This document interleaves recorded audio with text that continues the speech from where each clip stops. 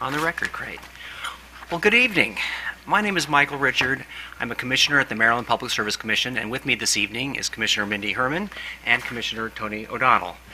Welcome you to the Maryland Public Service Commission's public hearing on case number 9484, the application of Baltimore Gas and Electric Company for adjustments to its gas base rates. On June 8, 2018, BGE filed its application requesting that the Commission approve an annual gas base rate revenue increase of $83.8 million. The requested base rate increase includes $21.7 million of costs currently being collected through surcharge, which is associated with the company's Stride 1 plan, also called the Strategic Infrastructure Development and Enhancement Plan. The company requested that its request would result in an average residential customer receiving both gas and electric service from BGE experiencing an increase of approximately $5.67 per month, or a 3.39% increase. Parties to the rate case include Baltimore Gas and Electric, BGE, the Office of People's Counsel, OPC, the Commission, the staff, Maryland Energy Group and W.R. Grace and Company, and the Baltimore Washington Construction and Public Employees District Council. In addition to tonight's hearing, the Commission is holding two more evening hearings, next in Bel Air on October 24th and in Towson on October 30th. Copies of the notice with times and locations of these hearings are on the podium. The Commission will hold evidentiary hearings in this matter on November 2nd, 5th, 7th through 9th, and 15th and 16th in our offices here in Baltimore, and we must issue a decision by January 4, 2019. Now let me talk about our role, the Commissioner's role, in this public hearing this evening. This is a contested case, and under our rules, we cannot discuss the merit or the facts of the case outside of our hearings. If you have questions, representatives of staff, Commission staff, and the OPC would be happy to talk to you, as well as the representatives of Baltimore Gas and Electric, who are also here this evening. Our role is to listen tonight to your views and include your testimony in the public record of this case. The Executive Secretary will call your name. Please come to either the stand-up microphone or the podium microphone. Please state and spell your name for the court reporter. He will be recording your comments and providing a transcript, if I can get the pages across, a transcript of tonight's public hearing to all the commissioners and for the case record. I do ask that you try to limit your comments to about 3 to 5 minutes, and we do thank you again for taking the time to come this evening and for your input. With that, Executive Secretary, would you like to call our first? Yes, the first name is Larry Brown Sr., and if you could either go to the microphone over there. Great. Good evening, everyone. Excuse me, I got a baritone. That's LARRYBROWNSR for senior. I'm very unhappy with this rate increase, and I don't think that it should go through. You've made more than enough money. It's political time. Yes, I'm voting. And you make $30–40 million a month currently now, BG&E. There's no need for this increase. What are you going to tell the businesses? The businesses are saying they can't afford it. I agree with them. As a ratepayer myself, I cannot afford it. I'm looking forward to retirement in 10 years. BG&E have made too much money. This should have been taken care of 20–30 years ago. You can no longer put this picture up here, well, we got to do this, we got to do that, we got to do this, we got to do that. You have gotten enough taxpayers' money. You've gotten enough tax breaks. Connecticut did this 22 years ago. $5 billion. It's the whole state. I'm through. I've had enough of the increases. Enough is enough is enough. Thank you. Well, thank you very much for your testimony tonight. Next. The next is Aaron James Madej, M-A-D-E-J. Hi, I'm Aaron James Mady, A-A-R-O-N-James,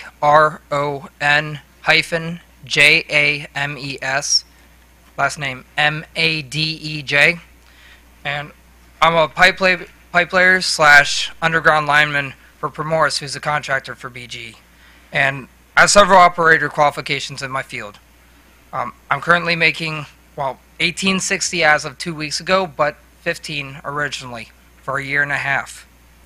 It's not enough. Even at 1860, I'm surviving, not thriving. I cannot grow my family.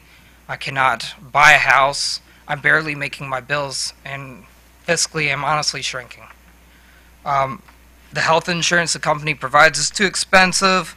I'm taking care of 4 children, and I need 40 hours a week minimum, and sometimes, I mean, if it rains, I only get 32 or less.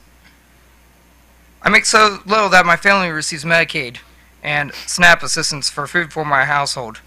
But because I work for BGA, I now lost my TCA, so I barely make rent. I have to take second odd jobs every week, 3-4 days a week. Anything I can get just to make rent, just to keep my own electric and gas on. I can't afford another increase. I mean, and it's hard because I'm working in a hazardous condition, dealing with underground electrical cables that have faults in them. That is why we go out and replace them, because they are damaged. We have to cut and splice those. That can cause an explosion in itself if the wrong conditions happen. Too much moisture in the ground. Simple things that are part of my job put my life at risk. I don't even make enough to cover my current electric bill. How am I going to pay another increase? And that's just where I stand. I mean, what are we supposed to do?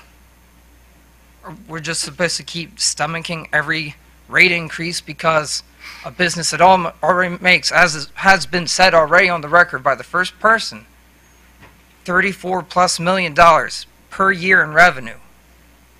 They need more. What about us, the people that are actually doing the work? That's all I have to say. Thank you, Mr. Mayday, for your testimony tonight. The next speaker is Shalik Martin. And if I mispronounce your name, I apologize. No worries. My name is Shalik Martin, SHA-LIEK MARTIN. I kind of want to piggyback on the 2 gentlemen that just spoke that I work for Flagler Force. Our biggest contract is BG&E. They can be unfair with their wages for the amount of work we do. Even if they put up a pole in an hour, they still get 8 hours. We deserve 8 hours. The benefits package is worthless. Even to pay $200-300 is still not the best care, dental or medical. And I'm on board with everybody else. Enough is enough. You got your money, we would like our money. Thank you. Thank you, Mr. Martin, for being here this evening. Madam And Secretary. the next speaker is Raynan Diaz.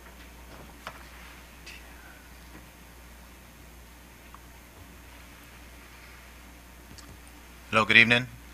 My name is Raymond Diaz, R-A-Y-M-I-N, last name D-I-A-Z. I work for Flagler Force, who subcontracts its traffic control from BGE here in Baltimore. I was not paid the correct minimum wage while I was there. They have a high turnover rate due to the low pay, as you've heard tonight. Several of my former coworkers say that there's a class action lawsuit for overtime in Maryland.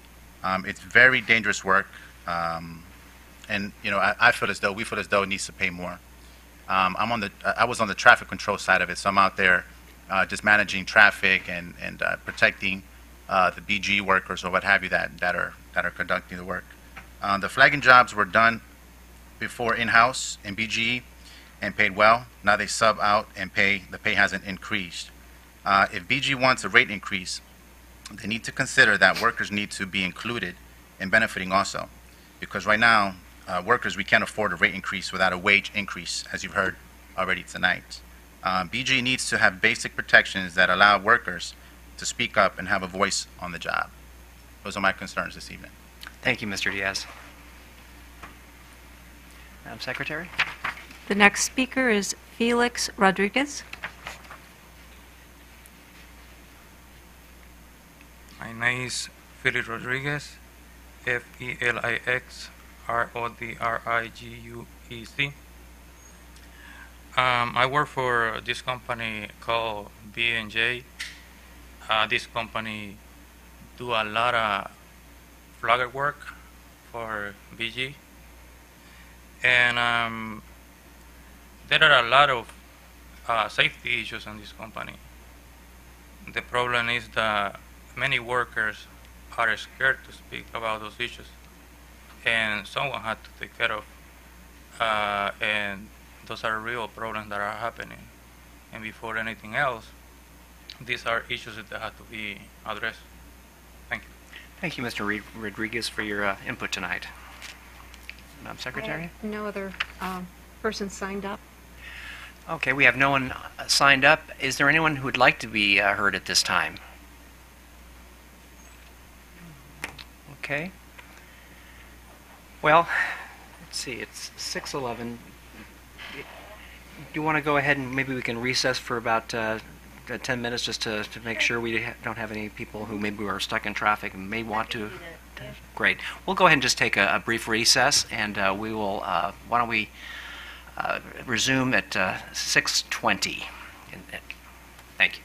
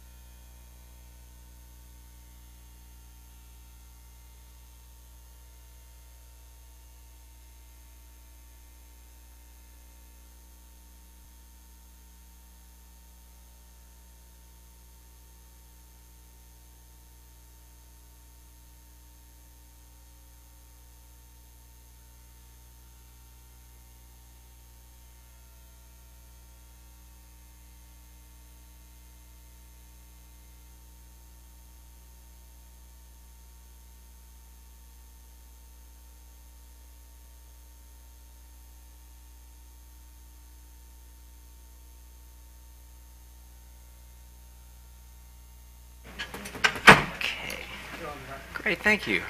All right, so it's 6:20. Has anybody, did anyone arrive that would like to participate, would like to be heard this evening? Yes, if you could please come to the podium. And if you could say and spell your name for our court recorder. My name is Clifton Brown. Okay. I'm a retired laborer from local Could I also request that you spell your name for our court reporter? Clifton. Brown, Brown. Go ahead, Mr. Brown. I'm a retired member from local 710. And I sit in here and, and listen to the guys talk about their problem. But the labor is the first thing on the job. He's the hardest working thing on the job. I think he deserves a raise because I was labor for 35 years. If I hadn't been union, by me being retired now, the cost of living goes up. Because once you retire, you're on a fixed income. So I think a labor should get paid as much as he can because when he can't work, he still got to live. And whether you a CEO or a labor, your bill gonna still be your gas and electric bill and your mortgage and rent, everything gonna be the same. So it's important that a labor make as much as he can because he might come disabled where he can't work.